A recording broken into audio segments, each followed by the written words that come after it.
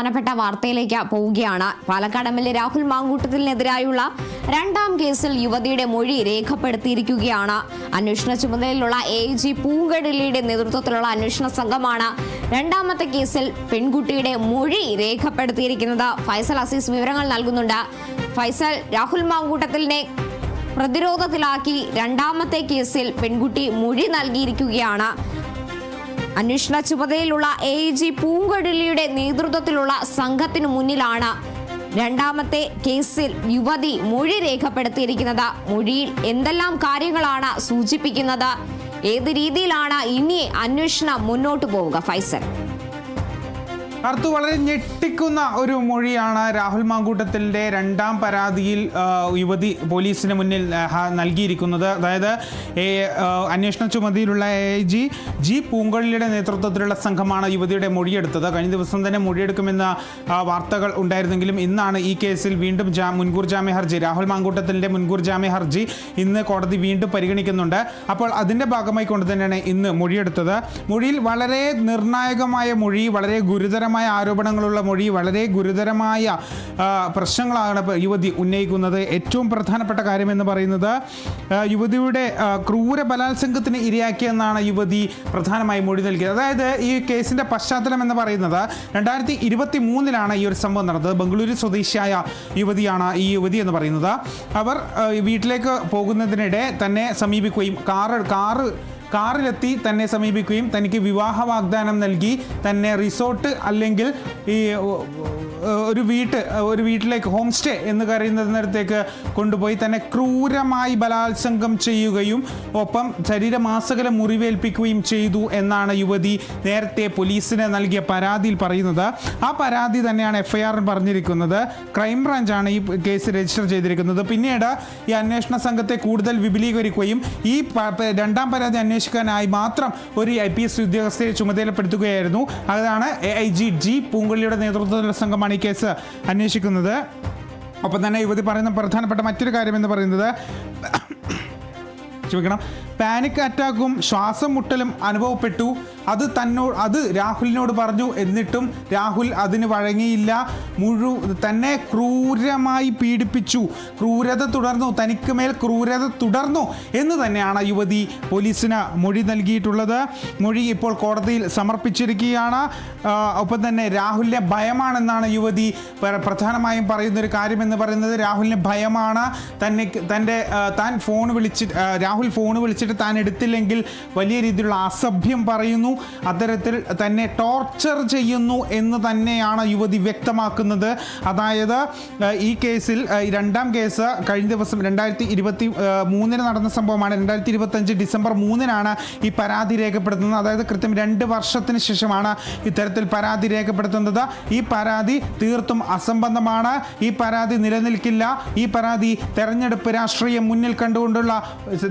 മുന്നിൽ കണ്ടുകൊണ്ടുള്ള ഒരു രാഷ്ട്രീയത്തിൻ്റെ ഭാഗമാണ് എന്നാണ് രാഹുൽ മാങ്കൂട്ടത്തിൽ ഉന്നയിക്കുന്നത്. എങ്കിലും ഈ പെൺകുട്ടിയുടെ മൊഴി വളരെ നിർണായകമാണ്. കടുത്ത ആരോപണം, കടുത്ത പീഡനമാണ് പെൺകുട്ടി ഏറ്റത് എന്നാണ്, പെൺകുട്ടിക്ക് ഏൽക്കേണ്ടി വന്നത് എന്നാണ് പെൺകുട്ടിയുടെ മൊഴിയിൽ പറയുന്നത്. അതായത് മൊഴിയിൽ പറയുന്ന പ്രകാരമാണെങ്കിൽ തനിക്ക് പാനിക് അറ്റാക്ക് വന്നു, തനിക്ക് ശരീരമാസകലം വേദനയെടുത്തു. അത് രാഹുലിനോട് പറയുന്നു. എങ്കിലും അദ്ദേഹം അത് തടഞ്ഞില്ല. പകരം അദ്ദേഹത്തിന് ക്രൂരത തുടരുകയായിരുന്നു എന്നാണ് പെൺകുട്ടി മൊഴിയിൽ വളരെ വ്യക്തമായി പറയുന്ന ഒരു സാഹചര്യം ഉണ്ടാകുന്നത്. അതായത് ആദ്യം പരാതി നൽകിയ യുവതിയുടെ പരാതിയിൽ പറയുന്ന അതേ സെയിം കാര്യങ്ങൾ തന്നെയാണ് ഇത്തരത്തിൽ ഈ കുട്ടിയുടെ മൊഴിയിലും, ഈ പെൺകുട്ടിയുടെ മൊഴിയിലും, ഈ യുവതിയുടെ മൊഴിയിലും പറയുന്നത്. അതായത് നമുക്ക് കുഞ്ഞ് വേണം,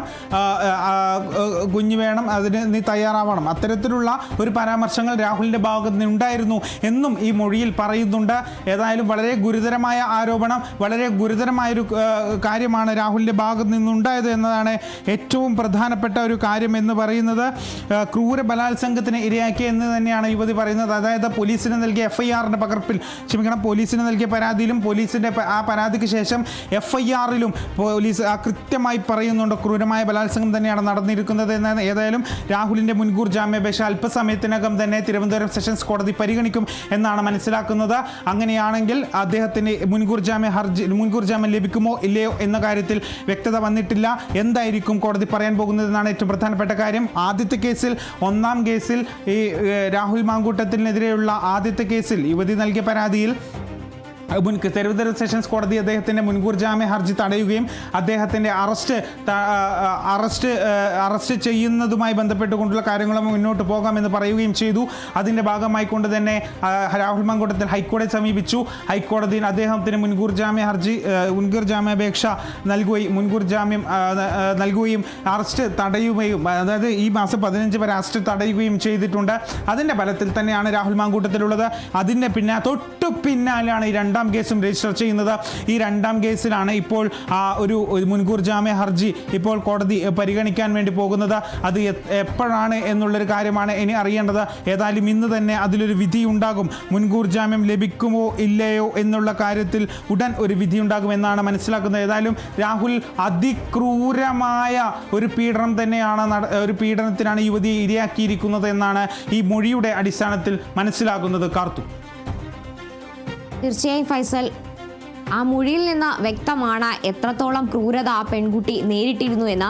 അങ്ങനെയാണെങ്കിൽ മുൻകൂർ ജാമ്യാപേക്ഷ ഇന്ന് കോടതി പരിഗണിക്കും. അപ്പോൾ ഈ ഒരു മൊഴിയും കൂടി അടിസ്ഥാനപ്പെടുത്തി ആയിരിക്കുമോ കോടതിയുടെ ഭാഗത്തുനിന്ന് ഒരു തീരുമാനം ഉണ്ടാവുക? തീർച്ചയായും അതുതന്നെയാണ്. കാരണം ഈ മൊഴി രേഖപ്പെടുത്തിയത് AG പൂങ്കുഴിയുടെ നേതൃത്വത്തിലാണ്. അവർ ഈ മൊഴി കോടതിയിൽ സമർപ്പിച്ചിട്ടുണ്ട്. അങ്ങനെയാണെങ്കിൽ ഈ മൊഴി കൂടി കോടതി പരിശോധിക്കുമെന്നുള്ള കാര്യത്തിൽ ഒട്ടും സംശയം വേണ്ട. കാരണം ഈ ഒരു മൊഴി ഈ ഒരു പരാതി പോലീസ് എടുത്തതിന് പിന്നാലെ ക്രൈംബ്രാഞ്ച് പരാതിയിൽ കേസെടുക്കുകയും അതിന് FIR രജിസ്റ്റർ ചെയ്യുകയും ചെയ്യുന്നതിന് പിന്നാലെയാണ് ഈ കേസിലും രാഹുൽ മുൻകൂർ ജാമ്യ ഹർജി നൽകുന്ന ഒരു സാഹചര്യം ഉണ്ടായിരിക്കുന്നത്. തിരുവനന്തപുരം സെഷൻസ് കോടതിയിൽ തന്നെയാണ് രാഹുൽ മാങ്കൂട്ടത്തിൽ മുൻകൂർ ജാമ്യ ഹർജി നൽകിയത്. അതിൽ പ്രധാനമായി എടുത്തു പറയുന്ന ഒരു കാര്യമെന്ന് പറയുന്നത് തന്നെ ഈ കേസിൽ അറസ്റ്റ് ചെയ്യരുത് എന്ന് തന്നെയാണ്. മാത്രമല്ല, താൻ ഈ കേസിൽ നിരപരാധിയാണ്. 2 വർഷം മുൻപ് നടന്ന സംഭവമാണ് ഇത്. ഈ പരാതിയിൽ കഴമ്പില്ല. ഇതൊരു നാഥനില്ല പരാതിയാണ്. ഇത് KPCC പ്രസിഡന്റിനാണ് നൽകിയിരിക്കുന്നത്. പ്രസിഡന്റ് അത് അത് DGPക്ക് ഫോർവേഡ് ചെയ്യുകയാണ് ചെയ്തത്. ഒരു ഉടമസ്ഥനില്ല പരാതിയാണ് ഇത്. അതുകൊണ്ട് തന്നെ ഈ കേസിൽ തനിക്കെതിരെ ശിക്ഷിക്കരുത്, തനിക്കെതിരെ അറസ്റ്റ് നടപടി ഉണ്ടാകരുത് എന്നൊക്കെ കാര്യങ്ങൾ ആവശ്യപ്പെട്ടുകൊണ്ടാണ് രാഹുൽ മാങ്കൂട്ടത്തിൽ ഹർജി സമർപ്പിച്ചത്. ആ ഹർജിയിൽ കഴിഞ്ഞ ദിവസം കോടതി പരിഗണിക്കുകയും ചെയ്തു. അതായത് ശനിയാഴ്ചയാണ് കോടതി ഈ കേസ് പരിഗണിച്ചത്. ശനിയാഴ്ച കേസ് പരിഗണിച്ച കോടതി അത് തിങ്കളാഴ്ചത്തേക്ക് വിശദമായ വാദം കേൾക്കണമെന്ന് ആവശ്യപ്പെട്ടുകൊണ്ട് തിങ്കളാഴ്ചത്തേക്ക്, അതായത് ഇന്നത്തേക്ക്, ഈ ഡിസംബർ 8-ാം തീയതിയിലേക്ക് മാറ്റിവെക്കുകയായിരുന്നു. അതിൻ്റെ അടിസ്ഥാനത്തിലാണ് കോടതി ഇന്ന് കേസ് വീണ്ടും പരിഗണിക്കുന്ന ഒരു സാഹചര്യത്തിലേക്ക് നീങ്ങുന്നത്. ഏതായാലും അല്പസമയത്തിനകം തന്നെ കോടതി ഈ കേസ് പരിഗണിക്കും എന്ന് തന്നെയാണ് മനസ്സിലാക്കുന്നത്. ഏതായാലും രാഹുൽ മാങ്കൂട്ടത്തിൻ്റെ ഇന്ന് നിർണായകമായ ഒരു സാഹചര്യം തന്നെയാണ് നിലവിലുള്ളത്. കാരണം രണ്ടാമത്തെ കേസിലാണ് ഈ വിധി വന്നിരിക്കുന്നത്. ഇതിൽ പെൺകുട്ടിയുടെ മൊഴി അല്ലെങ്കിൽ യുവതിയുടെ മൊഴി AIG പൂങ്കുഴിയുടെ നേതൃത്വത്തിൽ എടുത്തു കഴിഞ്ഞു. ആ മൊഴി കൂടി ഈ ജാമ്യ ഹർജിയിൽ ഉണ്ടാകും എന്ന് തന്നെയാണ് മനസ്സിലാക്കുന്നത്.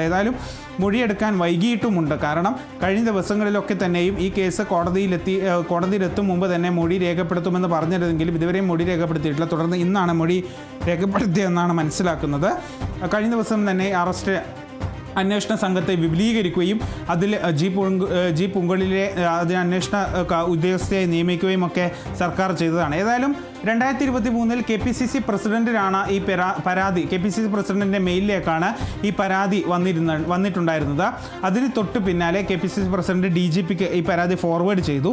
ഈ പരാതി ഫോർവേഡ് ചെയ്തതിന് പിന്നാലെയാണ് DGP പരാതിയിൽ കേസെടുക്കാൻ നിർദ്ദേശം നൽകിയിരിക്കുന്നത്. വളരെ ക്രൂരമായ പീഡനമാണ് ഈ യുവതി ഏറ്റുവാങ്ങേണ്ടി വന്നിട്ടുള്ളത് എന്നാണ് ഈ യുവതിയുടെ മൊഴിയിൽ നിന്നും വ്യക്തമാകുന്നത്.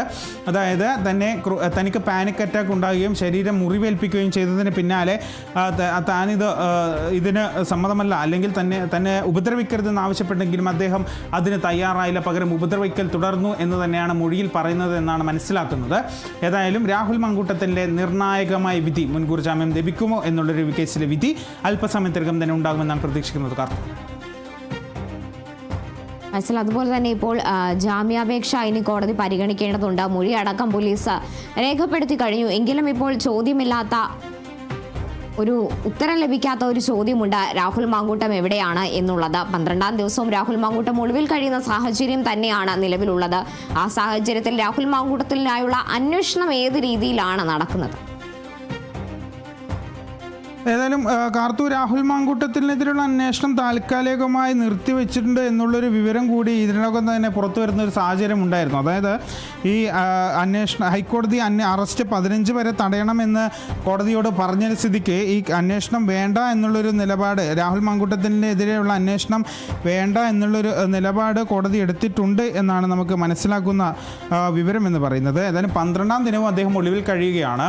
അന്ന് അതായത് ഈ ആദ്യ കേസുമായി ബന്ധപ്പെട്ടുകൊണ്ട് യുവതി കോടതി പരാതി നൽകുകയും പോലീസിൽ പരാതി നൽകുകയും അതിന് പിന്നാലെ കോടതി യുവതിയെ അതിന് പിന്നാലെയാണ് രാഹുൽ മാങ്കൂട്ടം ഈ ഒളിവിൽ പോകുന്ന ഒരു സാഹചര്യം ഉണ്ടായിരുന്നത്. അതായത് അതിനു മുമ്പ് തന്നെ ഈ 1ാം കേസിലെ പരാതിക്ക് മുമ്പ് ഈ ഒളിവിൽ പോകുന്നതിന് മുമ്പ് തിരുവനന്തപുരത്തെത്തി തൻ്റെ മുൻകൂർ ജാമ്യാപേക്ഷയിൽ ഒപ്പുവെച്ചു എന്നുള്ളൊരു വിവരം രാഹുൽ മാങ്കൂട്ടത്തിൻ്റെ അഭിഭാഷകർ പുറത്ത് പറഞ്ഞെങ്കിലും അത് എത്രത്തോളം വിശ്വാസമാണ് എന്നുള്ള കാര്യത്തിൽ പോലീസ് അന്വേഷണ സംഘം എത്തിയിട്ടുണ്ടായിരുന്നില്ല. അതിനുശേഷമാണ് രാഹുൽ മാങ്കൂട്ടത്തിൽ കൃത്യമായി ഒളിവിൽ പോകുന്ന ഒരു സാഹചര്യം ഉണ്ടാകുന്നത്. ആദ്യം പൊള്ളാച്ചിയിലേക്ക് പോകുന്നു, കോയമ്പത്തൂരേക്ക് പോകുന്നു, അവിടുന്ന് പൊള്ളാച്ചി നേരെ കർണാടക തമിഴ്നാട് അതിർത്തിയായ ബാംഗ്ലൂരിലേക്ക് പോകുന്നു. ബാംഗ്ലൂരിലെ ആഡംബര റിസോർട്ടിലാണ് രാഹുൽ മാങ്കൂട്ടത്തിൽ കഴിഞ്ഞത് എന്നുള്ള വിവരം ലഭിക്കുന്നു. അതിന് തൊട്ടു പിന്നാലെ ഈ ബംഗളൂരുവിലേക്ക് കടക്കുന്നു. ബംഗളൂരുവിൽ നിന്ന് ഏറ്റവും അവസാനം സുള്യ എന്നുള്ളൊരു സ്ഥലത്താണ്, അതായത് കർണാടക അതിർത്തിയായ സുള്യയിലേക്കാണ് രാഹുൽ മാങ്കൂട്ടത്തിൽ മുങ്ങിയത് എന്നുള്ളൊരു വിവരം ലഭിക്കുന്നുണ്ടായിരുന്നു. എന്നാൽ ഇതിലൊക്കെ എവിടെയാണ് രാഹുൽ മാങ്കൂട്ടത്തിൽ എന്നുള്ളൊരു കാര്യത്തെ സംബന്ധിച്ച് ഇതുവരെയും ഒരു വ്യക്തമായ വിവരം ലഭിച്ചിട്ടില്ല. ഇപ്പോൾ നിലവിൽ ബംഗളൂരുവിലുണ്ട് എന്നുള്ളൊരു കാര്യം മാത്രമാണ് നമുക്ക് ലഭിക്കുന്ന വിവരം എന്ന് പറയുന്നത്. അത് എത്രത്തോളം വിശ്വസനീയമാണ് എന്നും പറയാൻ സാധിക്കില്ല. കാരണം ഈ വേറൊരു പ്രധാനപ്പെട്ട കാര്യമെന്ന് പറയുന്നത്, ഈ രാഹുൽ മാങ്കൂട്ടത്തിൽ എത്തി എന്ന് പറയപ്പെടുന്ന സ്ഥലങ്ങളിലൊക്കെ തന്നെയും അന്വേഷണ സംഘം എത്തുമ്പോഴേക്കും രാഹുൽ മാങ്കൂട്ടത്തിൽ അവിടുന്ന് മുങ്ങുന്നൊരു സാഹചര്യങ്ങളൊക്കെ നമ്മൾ കഴിഞ്ഞ ദിവസങ്ങളിലൊക്കെ പറഞ്ഞതാണ്, അതൊക്കെ റിപ്പോർട്ട് ചെയ്തതാണ്. ഏതായാലും ഇത്തരത്തിൽ രാഹുൽ മാങ്കൂട്ടത്തിന് സഹായം കിട്ടുന്നതുമായി ബന്ധപ്പെട്ടുള്ള കാര്യങ്ങളും അന്വേഷണ സംഘം അന്വേഷിക്കുന്നുണ്ട്. ഇതിൽ ഏറ്റവും പ്രധാനപ്പെട്ട കാര്യം ഈ മൊഴി പ്രകാരം നോക്കുകയാണ്. അതായത് ഈ 2ാം കേസിലെ യുവതി നൽകിയ മൊഴി നോക്കുകയാണെങ്കിൽ വിവാഹ വാഗ്ദാനം നൽകിയാണ് ബന്ധം സ്ഥാപിച്ചത്. സംസാരിക്കാൻ എന്ന് പറഞ്ഞ് ഹോം സ്റ്റേയിലെ മുറിയിലേക്ക് കൊണ്ടുപോയി അതിക്രൂര ലൈംഗിക പീഡനത്തിന് ഇരയാക്കിയെന്നുമാണ് ഈ കുട്ടി, അതായത് ഈ അതിജീവിത മൊഴി നൽകിയിരിക്കുന്നത്. ശരീരമാസകലം മുറിവേൽപ്പിച്ചു കൊണ്ടുള്ള ലൈംഗിക അതിക്രമം നടത്തി I want to rape you എന്ന് പറഞ്ഞുകൊണ്ടിരുന്നു എന്നും അതിജീവിത വ്യക്തമാക്കുന്നു. അതായത് ഈ മൊഴിയിലൂടെ അതിജീവിത ഇത്തരത്തിലുള്ള കാര്യങ്ങളാണ് മൊഴിയിൽ പറഞ്ഞിരിക്കുന്നത്. പാനിക് അറ്റാക്കും ശ്വാസമുട്ടലും അനുഭവപ്പെട്ടിട്ടും താൻ അത് നിർത്തണം എന്നാവശ്യപ്പെട്ടിട്ടും അദ്ദേഹം തുനിഞ്ഞില്ല. ഈ അതിക്രമം തുടർന്നു എന്ന് തന്നെയാണ് പെൺകുട്ടി മൊഴി നൽകിയിരിക്കുന്നത്. ഈ അതിക്രമത്തിന് ശേഷം വിവാഹം ചെയ്യാനാകില്ല എന്ന് അറിയിച്ചു എന്നാണ് പെൺകുട്ടി പറഞ്ഞിരിക്കുന്നത്. മാനസികമായും ശാരീരികമായും തകർന്നു പോയെന്നും അതിജീവിത ഈ മൊഴിയിൽ പറയുന്നു. വീണ്ടും ബന്ധം പുനഃസ്ഥാപിക്കാൻ രാഹുൽ പിന്നാലെ നടന്നു. ഫോൺ എടുത്തില്ലെങ്കിൽ അസഭ്യം വിളിക്കുമായിരുന്നു. വീടിൻ്റെ പരിസരത്തേക്ക് കാറുമായി വന്ന് കൂടെ പോരാൻ പലവട്ടം ആവശ്യപ്പെട്ടു. നമുക്കൊരു കുഞ്ഞ് വേണമെന്ന വിചിത്ര ആവശ്യം രാഹുൽ ഉന്നയിച്ചു. രാഹുലിനെ ഭയമാണെന്നാണ് അതിജീവിത പറയുന്നത്. കേസുമായി മുന്നോട്ട് പോകാൻ ഭയമാണെന്നും അതിജീവിത വ്യക്തമാക്കുന്നു. പ്രോസിക്യൂഷൻ മുദ്രവെച്ച കവറിലാണ് മൊഴി ഇപ്പോൾ കോടതിയിൽ സമർപ്പിച്ചിരിക്കുന്നത്. ഏതായാലും അല്പസമയത്തിനകം തന്നെ രാഹുൽ മാങ്കൂട്ടത്തിൻ്റെ മൊഴി അന്വേഷണ സംഘം രേഖപ്പെടുത്തും എന്ന് തന്നെയാണ് രാഹുൽ മാങ്കൂട്ടത്തിൻ്റെ മുൻകൂർ ജാമ്യാപേക്ഷ ഈ കോടതി പരിഗണിക്കും എന്ന് തന്നെയാണ് മനസ്സിലാക്കുന്നത്. അങ്ങനെയാണെങ്കിൽ രാഹുൽ മാങ്കൂട്ടത്തിന് ജാമ്യം കിട്ടുമോ ഇല്ലയോ എന്നുള്ള കാര്യം കൂടിയുണ്ട്. ഇതിൽ ഏറ്റവും പ്രധാനപ്പെട്ട കാര്യം എന്ന് പറയുന്നത്, ഈ 2ാമത്തെ കേസ് കൂടി വരുമ്പോൾ ഈ കേസ് കുറച്ചുകൂടി സ്ട്രോങ് ആകും. ഈ യുവതിയുടെ മൊഴി കൂടി വരുമ്പോൾ ഈ കേസ് കുറച്ച് സ്ട്രോങ് ആകുകയും ചെയ്യും. അങ്ങനെയാണെങ്കിൽ രാഹുൽ മാങ്കൂട്ടത്തിൻ്റെ ജാമ്യം ഒരു തുലാസിൽ എന്ന പോലെയായി മാറും. കാരണം കിട്ടുമോ ഇല്ലയോ എന്നുള്ളൊരു കാര്യമാണ് ഉണ്ടാകുക. ജാമ്യം കിട്ടാൻ വളരെ പാട് തന്നെയായിരിക്കും എന്ന് തന്നെയാണ് മനസ്സിലാക്കുന്നത്. കാരണം ഇതിപ്പോൾ രാഹുൽ മാങ്കൂട്ടത്തിൽ ഈ ഒരു കേസുമായി ബന്ധപ്പെട്ടുകൊണ്ടാണ് 2ാം തവണയാണ് ഈ കേസ് കോടതി പരിഗണിക്കുന്നത്. ആദ്യ തവണ കോടതി പരിഗണിച്ചപ്പോൾ കേസിൽ വിശദമായ വാദം കേൾക്കണമായിരുന്നു. കാരണം അന്നൊന്നും ഈ പെൺകുട്ടിയുടെ അല്ലെങ്കിൽ ഈ പീഡനത്തിന് ഇരയായ യുവതിയുടെ മൊഴി രേഖപ്പെടുത്തിയിരുന്നില്ല.